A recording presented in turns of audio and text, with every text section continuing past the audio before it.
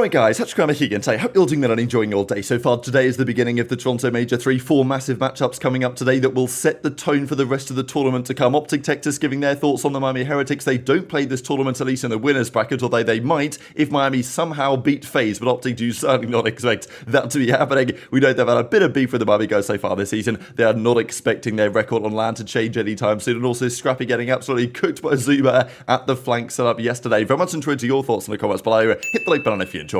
Subscribe if you're new as always, I greatly appreciate it. Plenty to get into today, of course. What a city Toronto is. It's lots of fun. I know that people that are here, to attend the event, just see the pros walking around, Shotzzy absolutely strapped up yesterday. Of course, Octane's here as well. The first event, actually, that he's attending since he retired, of course, retiring at the end of last season's World Championship. Thieves did not get the result there that they wanted. And in hindsight, it's kind of interesting to look back on that decision from Octane because, people say he's ruined the league, right? By allowing Kenny to go to OpTic. Obviously, Drazah goes to FaZe, and then Envoy goes to Toronto, and since then it's been very top heavy, and maybe if Octane had stayed it might have been different, but the league's been moving more in that direction probably over the last couple of years. Octane's birthday as well yesterday, so cool to see him out here, and of course the flank have their own setup. We've got our own breaking point setup at the venue where the flank were last year. Scump's there as well. It's going to be absolutely sensational stuff. Feel free to drop by and say hello and all this good stuff. This is in the team kind of areas, right? Kind of funny I always find, because the teams that are in the losers brackets, they get like the worst possible setups basically,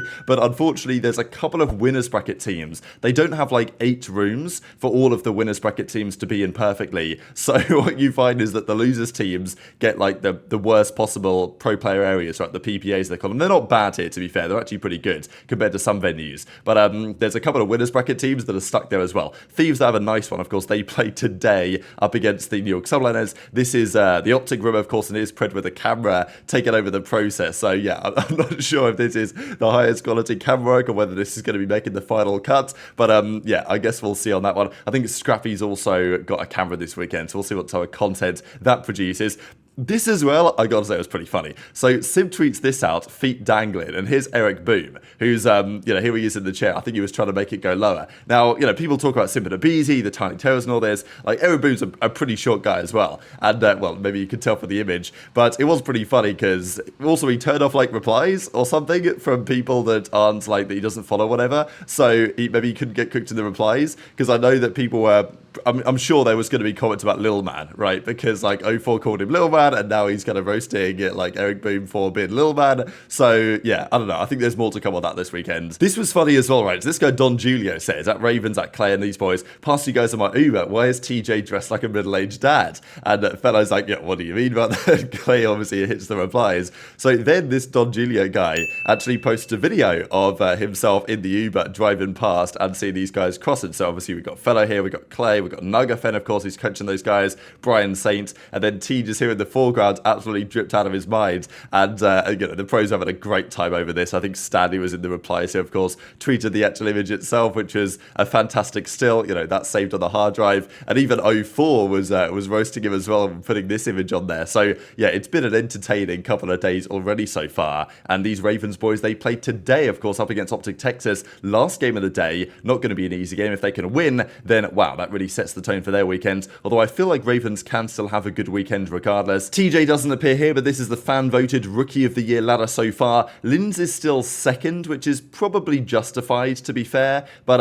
he had such a good start to the year and he was a clear front runner. Now that's fallen away somewhat. There's not been really many other rookies. Gio was on the road, I thought, to being potentially Rookie of the Year. But the Vegas, the fact that they got stopped in their tracks somewhat after the roster change has somewhat held him back. So Gwyn is quite clearly number one. I think it's going to be difficult for Gwyn to be topped, to be honest, this year from now to the end of the season. Snoopy's 5th, ReeaL is 4th, and I think this is probably about right as it stands. But of course, there was also some great content elsewhere yesterday. ZooMaa had, the live stream going, here's Ben JoeDeceives, getting some food in for the boys. And, I know people roast Ben all the time, but I will say, like, whenever you come to these events, Ben is putting in a shift. Like, they've got that room set up there, right, where the flank of their setup and everything, and, Ben was turning up to the show, go. He was obviously, putting in the work with the rest of the guys to set everything up. They're getting there early, liaising with the staff to make sure the room was all sorted. I actually put a bit of a snippet on my Instagram story, so if you guys want to follow me on Instagram, I'll be doing some stories and stuff throughout the weekend, because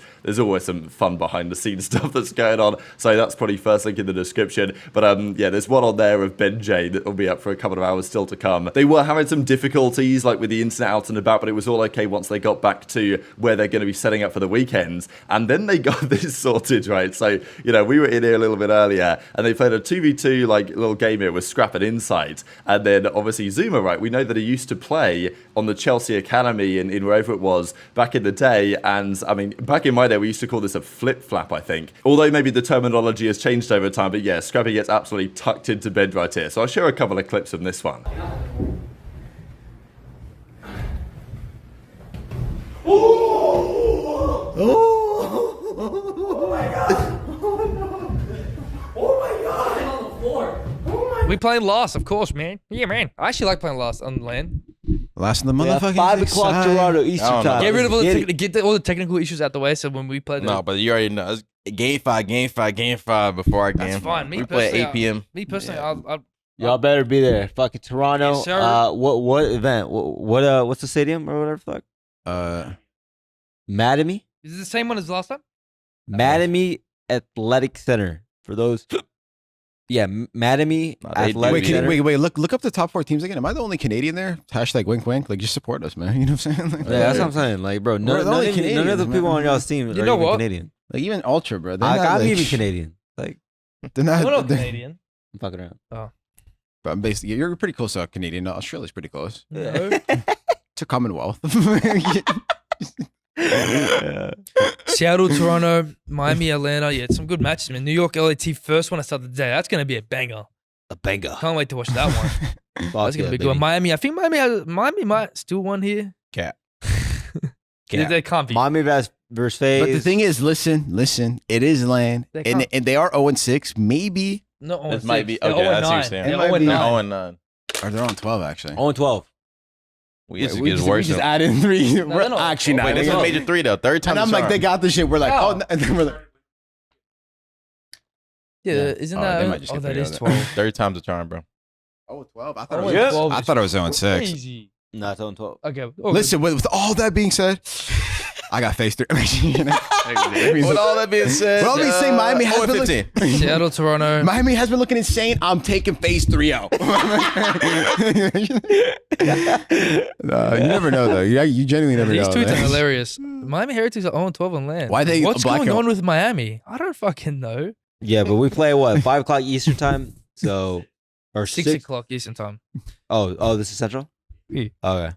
Yeah, 6 o'clock Eastern time. Some sensational reaction images from this that certainly I'll be saving and potentially using over the course of the weekends. This is pretty good, and I'm sure there'll be some moments this weekend that applies to. Scrappy, of course, as well, has been recording the vlog. I'm not necessarily sure, whatever he's up to, I'm not necessarily sure that's going to be making the final cut, but yeah, we'll see about that. But here he is actually in the Matamei Athletic Center. Of course, everything kicks off today. They play in the winners bracket up against Seattle Surge. I think it's third game of the day. We'll see the schedule over the coming minutes, but yeah, Toronto do a great job putting on this event. I think honestly, last year it was fantastic. This year, from the look of the venue yesterday, it looks even better, right? Like the way they've got things set up, it's going to be sensational as always. But I also wanted to comment on the words from the OpTic boys there on the Miami guys. We know that these guys, I don't know if it's necessarily OpTic don't like Miami, or if it's OpTic don't like any of the bottom 8 teams, because OpTic don't enjoy playing those teams necessarily. It's not that they don't enjoy playing them, because they do tend to win those series. I mean, they have won all of those series since the middle of January,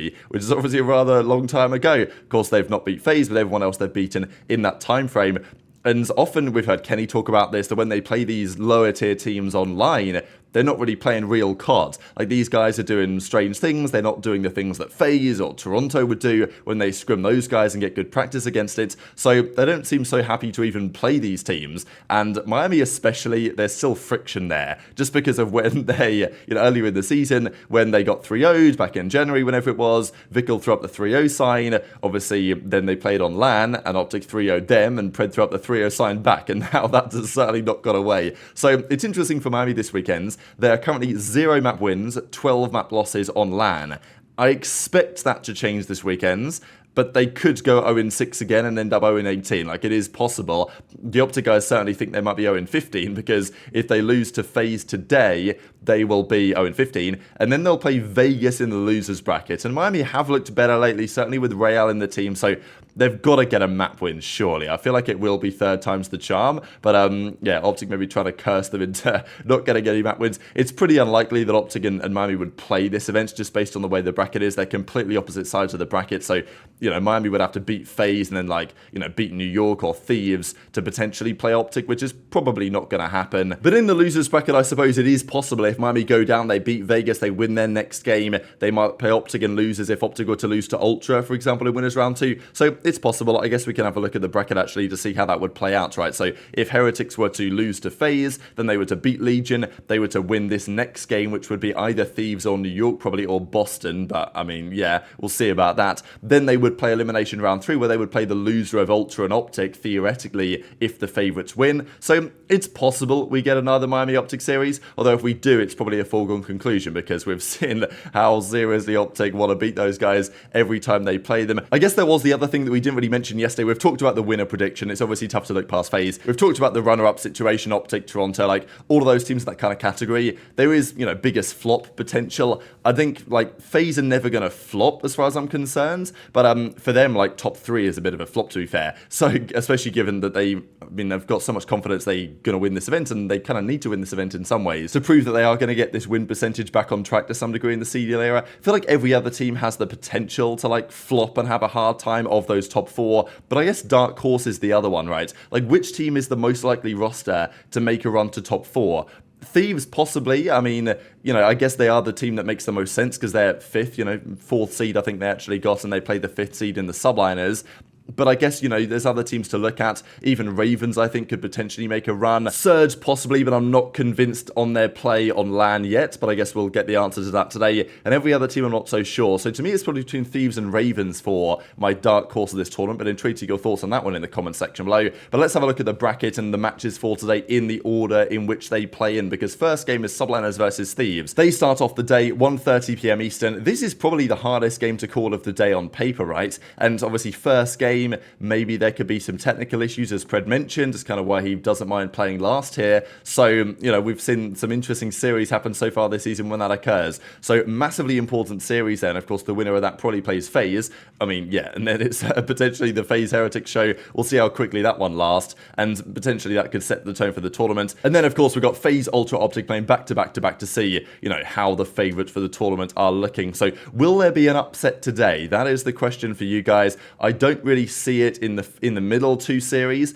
I think that it's possible Ravens could, you know, do something against OpTic. I think it's kind of unlikely, but I think, you know, Ravens are better on LAN. TJ does have this very strong record against Pred, so maybe there's something in that. But I guess it's the first series that I'm going to be more fascinated by, because I feel like that could well be a game 5. And while Subliners are pretty good in their search and destroys, Thieves have been pretty good in game 5s so far this stage at least. So very much intrigued to your thoughts in the comments below. Hit the like button if you enjoyed. Subscribe if you're new. Take care, and I'll see you next time. Yeah, so maybe I'll get good timing. And look at him, he's screaming, they can't fucking kill me. Bro, what? This guy's a psychopath. I didn't even know, but I'm telling you, they said Sam glitch, and I'm like, damn. If he did, Is he that did. Scrap in the crowd? Who is that? TacticalRab? Where's that? Is that Rab? that might be Rab's duo. Is that Rab? What the fuck's he doing? Rab. Wait, take a photo of that someone, dude. Someone He's do like, yes! Yeah, Why is he Tech go- Rap formal. TacticalRab.